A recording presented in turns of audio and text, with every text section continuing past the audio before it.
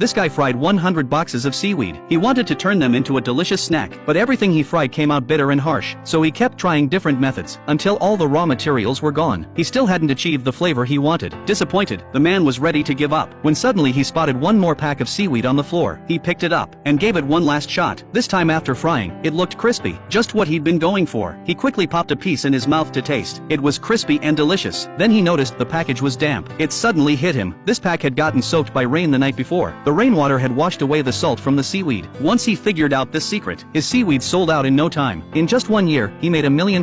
But a phone call from his father left him devastated. His father had gone bankrupt with $40 million in debt. If he tried to pay it back just by frying seaweed, it would take him 40 years to clear it. One day walking down the street, he saw 3 chain convenience stores, and suddenly got the idea to expand his sales. The next day he went to the convenience store headquarters. He pitched his product to the marketing manager, but when the manager saw his seaweed, he flat out rejected it for having ugly packaging. The man didn't give up though. He went home and sold his beloved computer, used that money to hire a packaging designer, and created eye-catching, beautiful packaging. But when he came back to negotiate with the new packaging, the product manager deliberately avoided him. After waiting all day, his patience had run out. Then he thought of something. He left some seaweed in the elevator. 2 employees found it, opened a few packs and tried them. To their surprise, the seaweed was so good they licked their fingers. Other co-workers saw this and tried some too. Soon his seaweed had won everyone over. The product manager reached out to him, planning to stock his seaweed in over 70,000 convenience stores nationwide. But the manager had one condition. The quality control team would inspect his factory. As long as he passed all the audits, their partnership would take effect immediately. But he was broke and didn't even have a factory. He tried to get a bank loan to open one, but when the staff looked at his paperwork, his family was $40 million